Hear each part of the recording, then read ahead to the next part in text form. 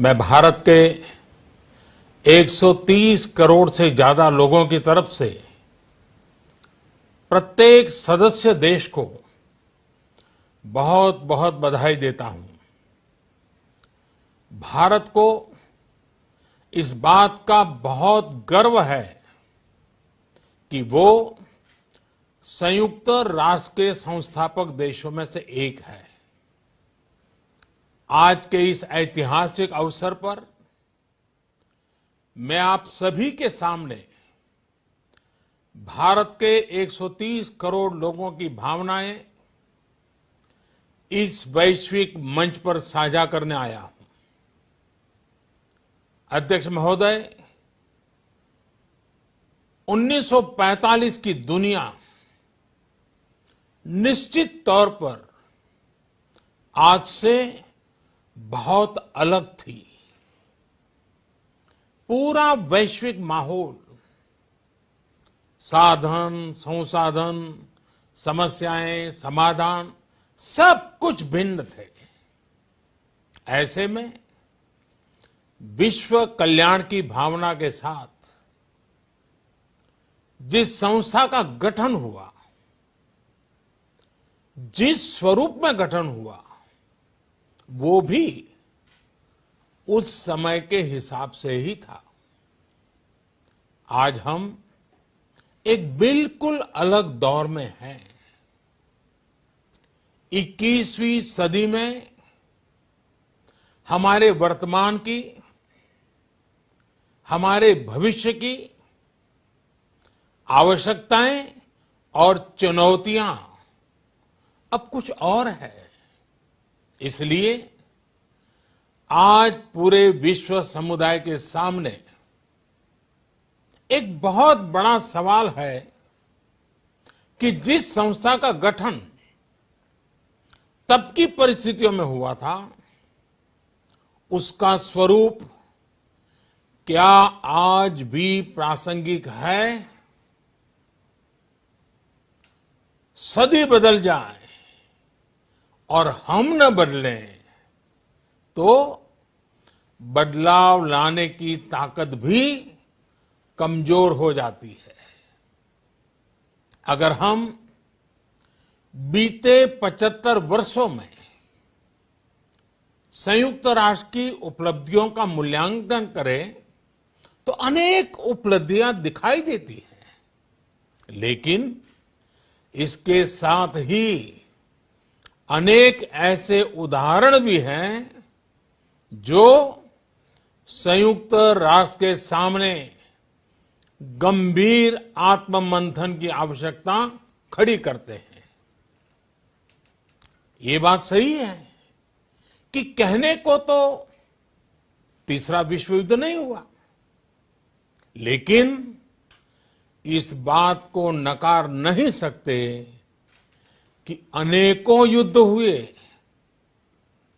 अनेकों गृह युद्ध भी हुए। कितने ही आतंकी हमलों ने पूरी दुनिया को थर्रा कर रख दिया। खून की नदियां बहती रही। इन युद्धों में, इन हमलों में जो मारे गए वो हमारी आपकी तरह इंसान ही थे। वो लाखों मासूम बच्चे जिन्हें दुनिया पर छा जाना था, वो दुनिया छोड़कर चले गए। कितने ही लोगों को अपने जीवन भर की पूंजी गंवानी पड़ी, अपने सपनों का घर छोड़ना पड़ा। उस समय और आज भी संयुक्त राष्ट्र के प्रयास क्या पर्याप्त थे? पिछले 8-9 महीने से पूरा विश्व कोरोना वैश्विक महामारी से संघर्ष कर रहा है। इस वैश्विक महामारी से निपटने के प्रयासों में संयुक्त राष्ट्र कहां है? एक प्रभावशाली रिस्पांस कहां है? अध्यक्ष महोदय, संयुक्त राष्ट्र की प्रतिक्रियाओं में बदलाव, व्यवस्थाओं में बदलाव, स्वरूप में बदलाव आज समय की मांग है। संयुक्त राष्ट्र का भारत में जो सम्मान है, भारत के 130 करोड़ से ज्यादा लोगों का इस वैश्विक संस्था पर जो अटूट विश्वास है, वो आपको बहुत कम देशों में मिलेगा। लेकिन ये भी उतनी ही बड़ी सच्चाई है कि भारत के लोग संयुक्त राष्ट्र के रिफॉर्म को लेकर जो प्रोसेस चल रहा है, उसके पूरा होने का बहुत लंबे समय से इंतजार कर रहे हैं। आज भारत के लोग चिंतित हैं कि क्या ये प्रोसेस कभी एक लॉजिकल एंड तक पहुंच पाएगा? आखिर कब तक भारत को संयुक्त राष्ट्र के डिसीजन मेकिंग स्ट्रक्चर से अलग रखा जाएगा? एक ऐसा देश जो दुनिया का सबसे बड़ा लोकतंत्र है, एक ऐसा देश जहां विश्व की 18% से ज्यादा जनसंख्या रहती है, एक ऐसा देश जहां सैकड़ों भाषाएं हैं, सैकड़ों बोलियां हैं, अनेकों पंथ हैं, अनेकों विचारधारा हैं, जिस देश ने सैकड़ों वर्षों तक वैश्विक अर्थव्यवस्था का नेतृत्व करने और सैकड़ों वर्षों की गुलामी दोनों को जिया है। अध्यक्ष महोदय, जब हम मजबूत थे तो दुनिया को कभी सताया नहीं। जब हम मजबूर थे तो दुनिया पर कभी बोझ नहीं बने। अध्यक्ष महोदय, जिस देश में हो रहे परिवर्तनों का प्रभाव दुनिया के बहुत बड़े हिस्से पर पड़ता है, उस देश को आखिर कब तक इंतजार करना पड़ेगा? अध्यक्ष महोदय, संयुक्त राष्ट्र जिन आदर्शों के साथ स्थापित हुआ था और भारत की मूल दार्शनिक सोच बहुत मिलती जुलती है, अलग नहीं है। संयुक्त राष्ट्र के इसी हॉल में ये शब्द अनेकों बार गूंजा है, वसुधैव कुटुंबकम। हम पूरे विश्व को एक परिवार मानते हैं। यह हमारी संस्कृति, संस्कार और सोच का हिस्सा है। संयुक्त राष्ट्र में भी भारत ने हमेशा विश्व कल्याण को ही प्राथमिकता दी है। भारत वो देश है जिसने शांति की स्थापना के लिए लगभग 50 पीस कीपिंग मिशंस में अपने जांबाज सैनिक भेजे। भारत वो देश है जिसने शांति की स्थापना में सबसे ज्यादा अपने वीर सैनिकों को खोया है। आज प्रत्येक भारतवासी संयुक्त राष्ट्र में अपने योगदान को देखते हुए संयुक्त राष्ट्र में अपनी व्यापक भूमिका भी देख रहा है। अध्यक्ष महोदय, 2 अक्टूबर को international day of non violence और 21 जून को इंटरनेशनल डे ऑफ योगा, इनकी पहल भारत ने ही की थी। Coalition for disaster resilience infrastructure और इंटरनेशनल सोलर अलायंस, ये भारत के ही प्रयास है। भारत ने हमेशा पूरी मानव जाति के हित के बारे में सोचा है, न कि अपने निहित स्वार्थों के बारे में। भारत की नीतियां हमेशा से इसी दर्शन से प्रेरित रही है। भारत की नेबरहुड फर्स्ट पॉलिसी से लेकर एक्ट ईस्ट पॉलिसी तक, security and growth for all in the region, इसकी सोच, या फिर इंडो पैसिफिक क्षेत्र के प्रति हमारे विचार, सभी में इस दर्शन की झलक दिखाई देती है। भारत की पार्टनरशिप का मार्गदर्शन भी यही सिद्धांत तय करता है। भारत जब किसी से दोस्ती का हाथ बढ़ाता है तो वो किसी तीसरे के खिलाफ नहीं होती। भारत जब विकास की साझेदारी मजबूत करता है तो उसके पीछे किसी साथी देश को मजबूर करने की सोच नहीं होती। हम अपनी विकास यात्रा से मिले अनुभव साझा करने में कभी पीछे नहीं रहते। अध्यक्ष महोदय, पैंडेमिक के इस मुश्किल समय में भी भारत की फार्मा इंडस्ट्री ने 150 से अधिक देशों को जरूरी दवाइयां भेजी हैं। विश्व के सबसे बड़े वैक्सीन उत्पादक देश के तौर पर आज मैं वैश्विक समुदाय को एक और आश्वासन देना चाहता हूं। भारत की वैक्सीन प्रोडक्शन और वैक्सीन डिलीवरी क्षमता पूरी मानवता को इस संकट से बाहर निकालने के लिए काम आएगी।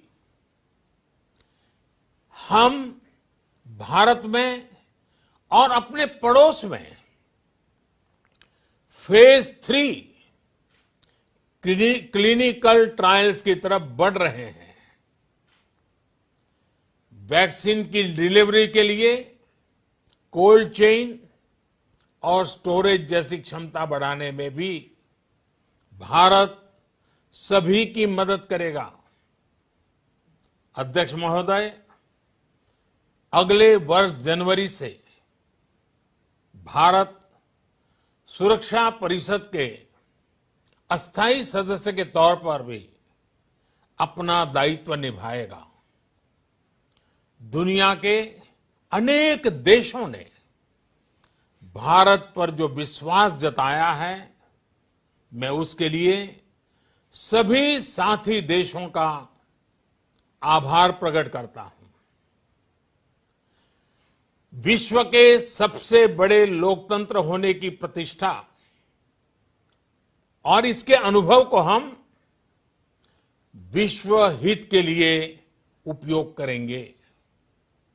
हमारा मार्ग जन कल्याण से जग कल्याण का है।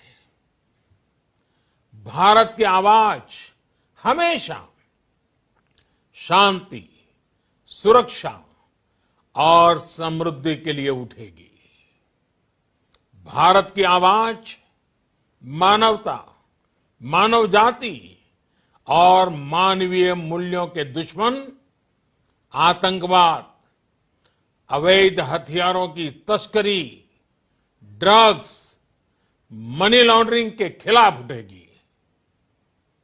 भारत की सांस्कृतिक धरोहर, संस्कार, हजारों वर्षों के अनुभव हमेशा विकासशील देशों को ताकत देंगे। भारत के अनुभव, भारत की उतार चढ़ाव से भरी विकास यात्रा विश्व कल्याण के मार्ग को मजबूत करेगी।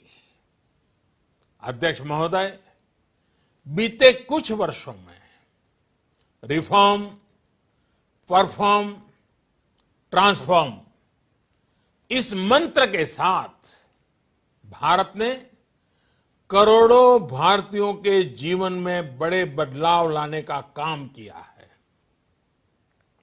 ये अनुभव विश्व के बहुत से देशों के लिए उतने ही उपयोगी हैं जितने हमारे लिए। सिर्फ 4-5 साल में 400 मिलियन से ज्यादा लोगों को बैंकिंग सिस्टम से जोड़ना आसान नहीं था, लेकिन भारत ने ये करके दिखाया।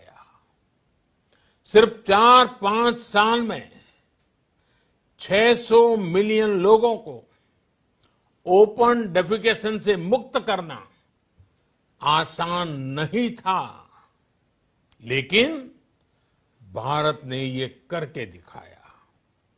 सिर्फ 2-3 साल में 500 मिलियन से ज्यादा लोगों को मुफ्त इलाज की सुविधा से जोड़ना आसान नहीं था, लेकिन भारत ने ये करके दिखाया। आज भारत डिजिटल ट्रांजैक्शन के मामले में दुनिया के अग्रणी देशों में है। आज भारत अपने करोड़ों नागरिकों को डिजिटल एक्सेस देकर एम्पावरमेंट और ट्रांसपेरेंसी सुनिश्चित कर रहा है। आज भारत वर्ष 2025 तक अपने प्रत्येक नागरिक को टीबी से मुक्त करने के लिए बहुत बड़ा अभियान चला रहा है। आज भारत अपने गांवों के 150 मिलियन घरों में पाइप से पीने का पानी पहुंचाने का अभियान चला रहा है। कुछ दिन पहले ही भारत ने अपने 6 लाख गांवों को ब्रॉडबैंड ऑप्टिकल फाइबर से कनेक्ट करने की बहुत बड़ी योजना की शुरुआत की है। अध्यक्ष महोदय, पैंडेमिक के बाद बनी परिस्थितियों के बाद हम आत्मनिर्भर भारत के विजन को लेकर आगे बढ़ रहे हैं। आत्मनिर्भर भारत अभियान ग्लोबल इकोनॉमी के लिए भी एक फोर्स मल्टीप्लायर होगा। भारत में आज ये सुनिश्चित किया जा रहा है कि सभी योजनाओं का लाभ बिना किसी भेदभाव प्रत्येक नागरिक तक पहुंचे। विमेन एंटरप्राइज और लीडरशिप को प्रमोट करने के लिए भारत में बड़े स्तर पर प्रयास चल रहे हैं। आज दुनिया की सबसे बड़ी माइक्रो फाइनेंसिंग स्कीम्स का सबसे ज्यादा लाभ भारत की महिलाएं ही उठा रही हैं। भारत दुनिया के उन देशों में से एक है जहां महिलाओं को 26 वीक्स की पेड मैटरनिटी लीव दी जा रही है। भारत में ट्रांसजेंडर्स के अधिकारों को सुरक्षा देने के लिए भी कानूनी सुधार दिए गए हैं। अध्यक्ष महोदय, भारत विश्व से सीखते हुए, विश्व को अपने अनुभव बांटते हुए आगे बढ़ना चाहता है। मुझे विश्वास है कि अपने 75वें वर्ष में संयुक्त राष्ट्र और सदस्य सभी देश इस महान संस्था की प्रासंगिकता बनाए रखने के लिए और प्रतिबद्ध होकर काम करेंगे। संयुक्त राष्ट्र में संतुलन और संयुक्त राष्ट्र का सशक्तिकरण विश्व कल्याण के लिए उतना ही अनिवार्य है। आइए संयुक्त राष्ट्र के 75वें वर्ष पर हम सब मिलकर अपने आप को विश्व कल्याण के लिए एक बार फिर समर्पित करने का प्रण लें। धन्यवाद। Subscribe to Nation Next YouTube channel and press the bell icon to get regular updates from Nation Next. Also like Nation Next Facebook page and follow us on Instagram and Twitter.